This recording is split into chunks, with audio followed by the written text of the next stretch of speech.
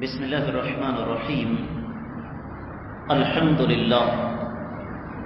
لله الذي خلق الأرض والسماء أرسل رسوله بنور الهداية والضياء. اللہ تعالیٰ کی توفیق اور اس ذات بابرکات کے فضل و کرم سے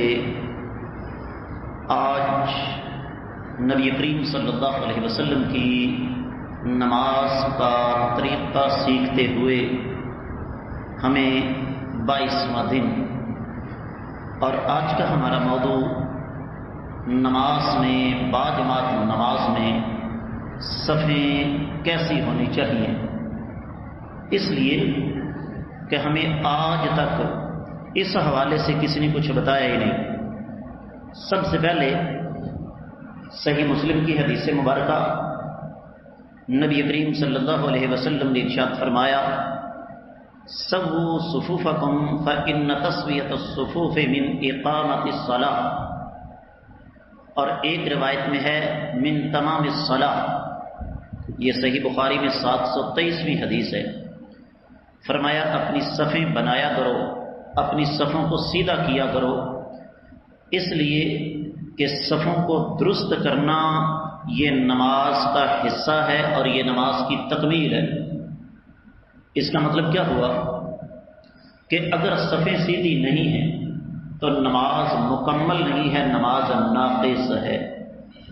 اور اس موقع پر وہ حدیث مبارکہ ذہن میں رکھیے گا جس میں آقا علیہ الصلوۃ والسلام نے ارشاد فرمایا، لوگ نماز پڑھنے کے لیے آتے ہیں، کسی کو پوری نماز کا اجر ملتا ہے، کسی کو آدھی نماز کا اجر ملتا ہے، کسی کو 10واں حصہ اجر ملتا ہے، اور کسی کو نماز کا کچھ بھی نہیں ملتا۔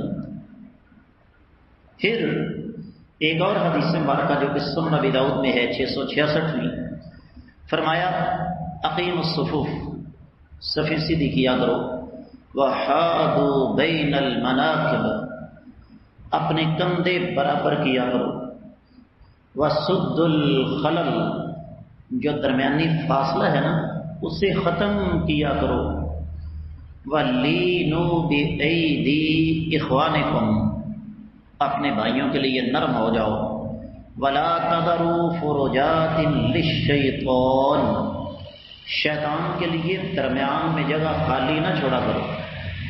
یاد رکھیے، دو بندے کھڑے ہیں، دونوں کے درمیان تھوڑا سا بھی فاصلہ ہے تو یہ شیطان کے لیے جگہ خالی چھوڑ دی گئی۔ ایک اور حدیث مبارکہ سن لیجئے، یہ بھی سنن ابی داؤد میں 664 اور سنن نسائی میں 812ویں حدیث ہے۔ سیدنا براء بن عازب رضی اللہ تعالیٰ عنہ فرماتے ہیں، اللہ کے نبی صلی اللہ علیہ وسلم جب نماز کھڑی ہوتی تو صفوں کے درمیان ایک سے دوسری طرف باقاعدہ چل کر جاتے، اور نمازیوں کے سینے اور کندھے اپنے ہاتھ سے برابر کیا کرتے تھے۔ خود سوچیں کہ کہاں اللہ کے نبی صلی اللہ علیہ وسلم کا طریقہ اور کہاں ہمارے آج کے امام، جنہوں نے سیدھا مصلی پہ آنا ہے، پیچھے پلٹ کر دیکھنا ہی نہیں، اللہ اکبر کہہ کے نماز پڑھا کے اپنے گھر۔ پھر اسی طریقے سے سنن ترمذی میں 227ویں حدیث ہے، سیدنا عمر رضی اللہ تعالیٰ عنہ، نبی کریم صلی اللہ علیہ وسلم کی یہ تعلیم ہے نا، سیدنا عمر رضی اللہ تعالیٰ عنہ انہوں نے باقاعدہ صفیں درست کرنے کے لیے بندے مقرر کر رکھے تھے، اور جب تک پیچھے سے اطلاع نہ آ جاتی کہ تمام صفیں سیدھی ہو چکی ہیں تب تک سیدنا عمر رضی اللہ تعالیٰ عنہ نماز شروع نہیں کرتے تھے۔ تو یہ تو تھا نبی علیہ الصلوۃ والسلام کا طریقہ۔ اب آگے بڑھتے ہیں، اختصار کو مد نظر رکھتے ہوئے صفیں درست کرنے کا مرتبہ اور مقام شرعی طور پر کیا ہے، ہمیں اس بات کا علم نہیں۔ حدیث کے لفظ ہیں، سنن ابن ماجہ میں 995ویں حدیث ہے، نبی کریم صلی اللہ علیہ وسلم نے ارشاد فرمایا، بلا شبہ اللہ تعالی اور اللہ کے فرشتے صفیں ملانے والوں پر درود بھیجتے ہیں، اور جو شخص صف کے خلا کو پر کرتا ہے، اللہ اس کے ذریعے اس کا درجہ بلند کر دیتے ہیں۔ یہاں تو ضد بندی ہوئی ہے نا، آپ کسی کے ساتھ ملنے کی کوشش کریں وہ ساتھ ہو جائے گا، آپ تھوڑا سا اور ساتھ ہو وہ اور ساتھ ہو جائے گا۔ یقین جانیے میں بہت سارے ایسے لوگوں کو جانتا ہوں جو ہماری اس مسجد میں اس وجہ سے نماز پڑھنا چھوڑ گئے کہ جی ہمیں یہ کیوں کہا جاتا ہے کہ آپ ساتھ مل کر کھڑے ہو۔ میں ذاتی طور پہ جانتا ہوں ایسے لوگ۔ اور پھر ایک اور حدیث ہے، نبی کریم صلی اللہ علیہ وسلم نے ارشاد فرمایا، یہ سنن ابی داؤد میں، سنن نسائی میں 820ویں حدیث ہے، فرمایا من وصل صفا وصلہ اللہ ومن قطع صفا قطعہ اللہ، جو صف کو ملائے گا نا اللہ تعالیٰ اسے اپنے ساتھ جوڑ لے گا، اور جو صف کو کاٹ دے گا اللہ تعالیٰ اسے اپنے آپ سے کاٹ کر پھینک دے گا۔ نیند بھی خراب کی، وضو بھی کیا، گندے پانی سے گزر کر بھی آئے، موسم کی گرمی اور سختی برداشت بھی کی، لیکن صف نہیں ملائی تو حاصل کیا ہوا کہ انسان اللہ سے کٹ گیا۔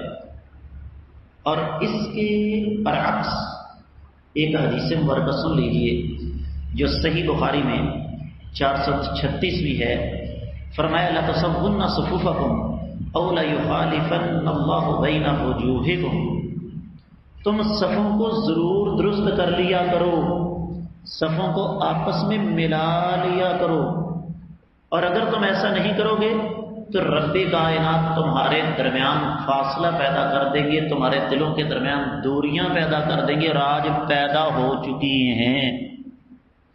اپنی ایمانداری سے بتائیے، ایک مسجد میں ایک امام کے پیچھے نماز پڑھنے والوں کے دلوں میں ایک دوسرے کے خلاف قدورت ہے یا نہیں؟ حسد، بغض، کینہ، عناد ہے یا نہیں؟ وجہ یہ ہے۔ اسی طریقے سے ایک ایسی حدیث جو شاید آپ کو کسی نے نہ سنائی ہو، نبی کریم صلی اللہ علیہ وسلم نے ارشاد فرمایا، سنن ابی داؤد 667ویں حدیث ہے، فرمایا اپنی صفوں میں خوب مل کر کھڑے ہوا کرو اور انہیں قریب قریب بناؤ، گردنوں کو بھی برابر رکھو، اس ذات کی قسم ہے جس کے قبضے میں میری جان ہے، بلا شبہ میں شیطان کو دیکھتا ہوں کہ وہ بکری کے بچے کی طرح صفوں کے درمیان خالی جگہوں میں گھس جاتا ہے، نماز خراب کرتا ہے۔ دیکھ لیجئے کہ آج کل ہماری نماز خراب نہیں ہوتی، وہ بات آپ نے سنی ہوگی، بڑی مشہور ہے۔ ایک مسجد میں امام صاحب نے عشاء کی نماز پڑھائی، سلام پھیرا تو نمازی الجھ گئے کہ 2 رکعتیں پڑھی ہیں کہ 4، تو تھے تو سارے میرے اور آپ جیسے ہی نا۔ یہ وجہ نا شیطان کے گھسنے کی، شیطان گھس گیا۔ تو ایک دکاندار بھائی میرا بول پڑا، اس نے کہا میں بتاتا ہوں، امام صاحب نے 2 رکعتیں پڑھائی، کہنے لگے جی وہ کیسے؟ اس نے کہا میں روزانہ اپنی دونوں دکانوں کا حساب پورے 4 فرضوں کے دوران کر لیتا ہوں اور میرا روزانہ حساب پورا ہو جاتا ہے۔ آج میں نے ایک دکان کا حساب کیا تھا، دوسری کا کرنے لگا تھا کہ سلام پھر گئی، اس کا مطلب ہے امام صاحب نے 2 رکعتیں پڑھائی۔ یہ ہے شیطان کا داخلہ۔ اب صفیں درست کرنے کا طریقہ کیا ہے؟ سن لیجئے، اللہ کے رسول صلی اللہ علیہ وسلم نے فرمایا اتم الصف الاول فالاول، پہلے اگلی صف مکمل کرو، پھر اس کے پیچھے، پھر اس کے پیچھے، پھر اس کے پیچھے۔ اور ہماری اکثریت کی صورتحال کیا ہے؟ ہمارے ہاں 2 قسم کے لوگ ہیں۔ پہلی قسم تو وہ ہے جنہوں نے آتے ہی دروازہ جو ہے وہ پکڑ کے بیٹھ جانا ہے، نہ کوئی آگے جائے، نہ ہم آگے جائیں اور نہ کوئی اور آگے جائے۔ دوسری قسم وہ ہے جو اس کے رد عمل میں سامنے آتی ہے کہ ہم آنا ہے ہم نے تاخیر سے۔ میں ذاتی طور پر کئی ایسے بھائیوں کو جانتا ہوں اور بارہ دفعہ ان سے کہہ چکا ہوں کہ اللہ کے بندو، سیالکوٹ شہر سے چل کے لوگ وقت پر آ جاتے ہیں جمعے والے دن، اب آگے سے ازر او جی ہو ہی جاتا ہے نا کبھی کبھار، او جی کوشش تو بڑی کرتے ہیں، یعنی آپ حیران ہوں گے۔ یہ مت سمجھیے کہ میں اگر ممبر پہ کھڑا ہوں تو مجھے پتہ نہیں چلتا۔ آپ جتنے دوست آپ بیٹھے ہیں، پرسوں جمعہ ہے، ہفتے والے دن فجر کی نماز کے وقت جس کا جی چاہے مجھ سے پوچھ لے کہ استاد جی میں کس وقت آیا تھا، میں گھڑی کا ٹائم بتا سکتا ہوں آپ کو۔ یہ مت سمجھنا کہ میں ممبر پہ آنکھیں بند کر کے کھڑا ہوتا ہوں۔ ایسے بھائیوں کو میں جانتا ہوں جو مقامی ہیں، یہاں سے ان کے گھر کا فاصلہ چند منٹ ہے، لیکن وہ جمعے کے وقت کب آئیں گے بھلا؟ 1 بجے کے بعد، 1:15 بجے کے قریب. اور پھر اوپر سے ایک اور مسئلہ ہے، آنا بعد میں ہے اور گردنیں پھلانگتے ہوئے اگلی صف میں آ کر کھڑے ہو جائیں، اور پھر آتے ہی سنتے شروع کر دیں گے تاکہ پورا مجمع مجھے دیکھ لے کہ سب سنتے پڑھ رہے ہیں. یہ اسلام ان چیزوں کی اجازت نہیں دیتے، اس لیے پہلے اگلی صف مکمل کریں.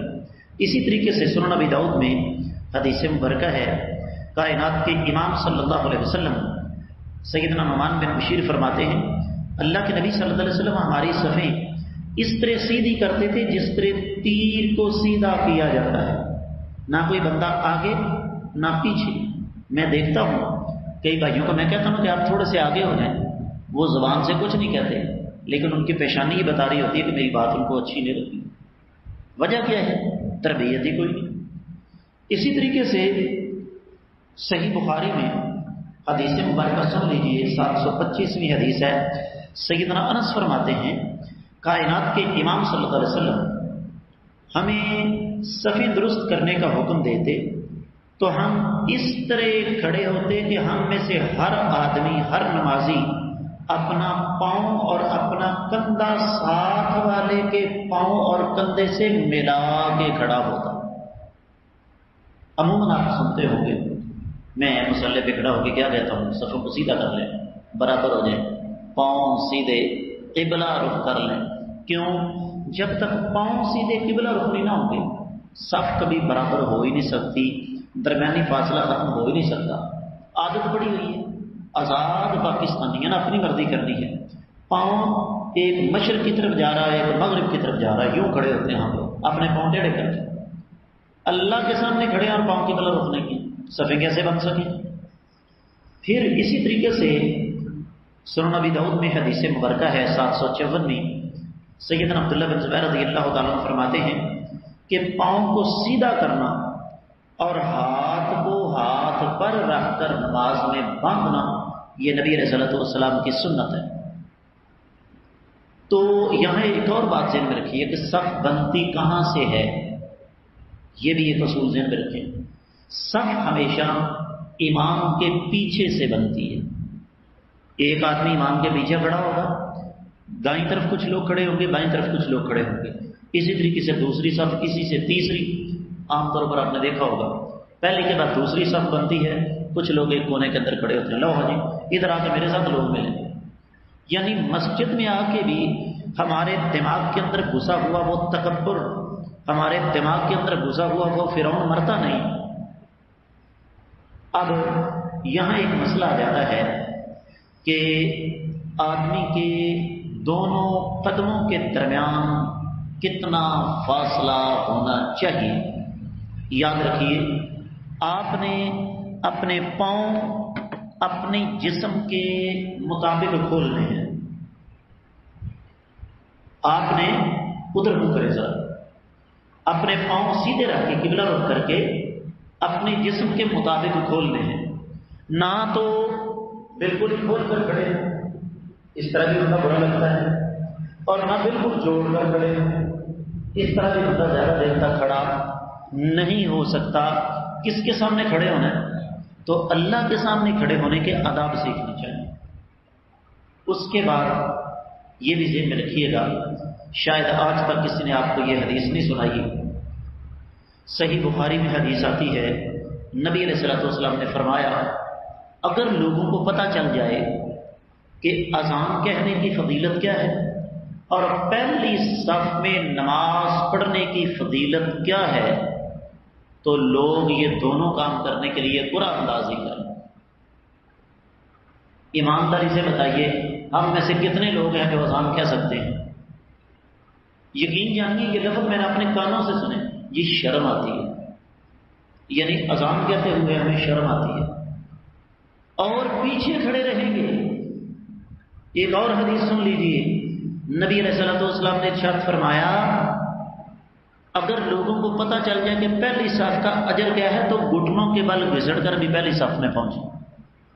ہم نے یہ مناظر سعودی عرب کے اندر دیکھے ہیں. یقین جانیے اذان سے 5-7 منٹ پہلے عام مسجدوں کی بات ہے، بیت اللہ میں تو گھنٹوں پہلے پہلی صف دوسری صف بک ہوتی ہے نا. اذان سے 5-10 منٹ پہلے پہلی 2 صفیں پر. کیوں؟ لوگوں کو پتہ ہے اس کا اجر و ثواب کیا ہے.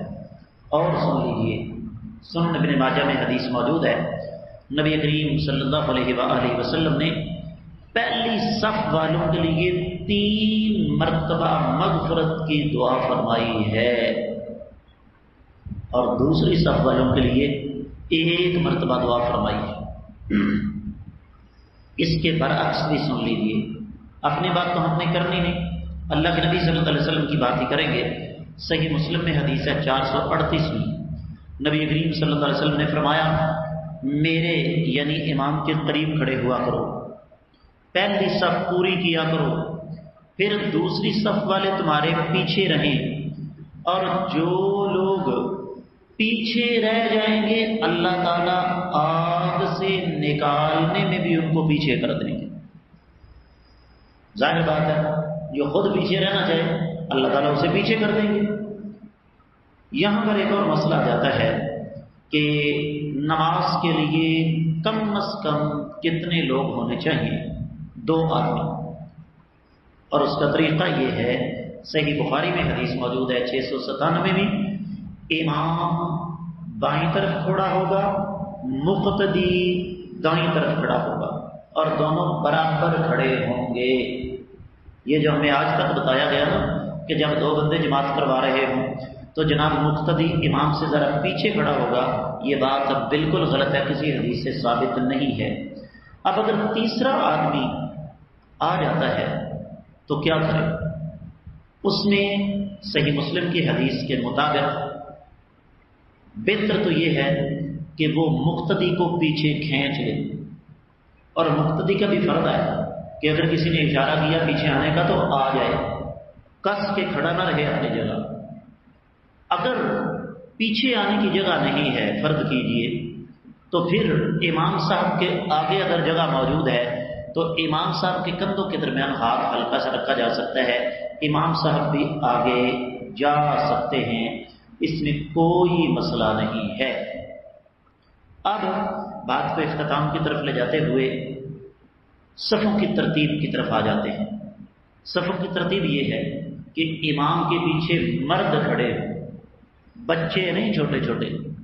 اور یہاں یہ بات ذہن میں رکھیے کہ بچے اگر پہلی صف میں آ کر کھڑے ہو جاتے ہیں ان کو پیچھے نہیں کرنا چاہیے، بشرطے کہ وہ شرارتیں نہ کریں. اور امام کے قریب وہ لوگ کھڑے ہوں جو دین کے اعتبار سے اس قابل ہیں کہ امام کے ساتھ کوئی ناگہانی اگر بن جائے تو اس کی جگہ کھڑے ہو سکیں. حدیث کے الفاظ ہیں صحیح مسلم میں، آقا علیہ الصلوۃ والسلام نے فرمایا، میرے قریب وہ لوگ کھڑے ہوں جو دین کے اعتبار سے زیادہ سمجھدار اور عقل مند ہیں، پھر وہ لوگ کھڑے ہوں جو ان کے قریب ہیں، پھر وہ جو ان کے قریب ہیں. اور اسی طریقے سے اللہ کے رسول صلی اللہ علیہ وسلم نے بچوں کی صف کو مردوں کے پیچھے رکھا ہے. سنن ابی داؤد کے اندر 677ویں حدیث ہے. ہاں اگر بچے مردوں کے ساتھ کھڑے ہو جائیں تو اس میں شرعی طور پر کوئی قباحت اور حرج والی بات نہیں ہے. آج کے سبق کی 2 باتیں آخری رہ گئی. پہلی بات تو یہ کہ پہلے مرد پھر بچے اور اس کے بعد خواتین کی صف، صحیح مسلم حدیث موجود ہے. اور دوسری بات یہ ہے کہ کبھی بھی امام کے آگے کھڑے ہونے کی کوشش نہ کریں. اگر امام کے آگے کھڑے ہوں گے تو نماز باطل ہو جائے گی. اسی طرح اگر صف کے درمیان انقطاع آ جاتا ہے کسی ستون وغیرہ کی وجہ سے تو یہ معاملہ انتہائی زیادہ خطرناک ہے، اس پر غور و فکر کرنا چاہیے. اگر کوئی بندہ صف میں اکیلا پیچھے رہ جاتا ہے تو اکیلا پیچھے نماز پڑھ سکتا ہے بشرطے کہ جگہ موجود نہ ہو. امام اور مقتدیوں کے درمیان اگر کوئی چیز حائل ہو جاتی ہے، جیسے 2-4 گھر ہیں، بعض خواتین کی طرف سے یہ پیغام آیا ہم اپنے گھروں میں آپ کے پیچھے نماز پڑھ لیتی ہیں، یہ درست نہیں ہوگا. صفیں مسلسل بن رہی ہیں، جہاں تک مرضی چلی جائیں، کوئی حرج والی بات نہیں. تو یہ کچھ موٹے موٹے مسائل تھے. صف کو بنانے کے طریقے کے حوالے سے اللہ تعالیٰ سے دعا ہے اللہ تعالیٰ ہمیں ان طریقوں کو سمجھ کر ان کے مطابق عمل کرنے کی توفیق عطا فرمائے۔